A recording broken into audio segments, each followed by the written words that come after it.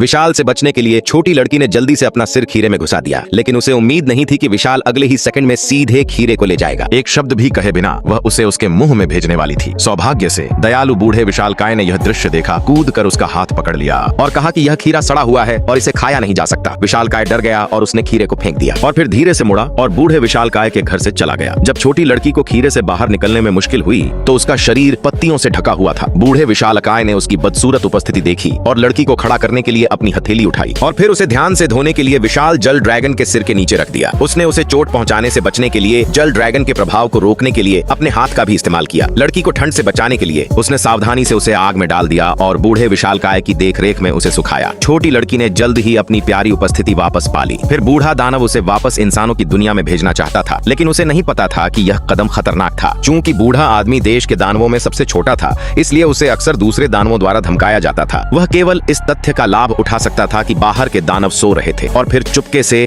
और सावधानी से निकल गया और इन हिंसक दानवों से बचने के लिए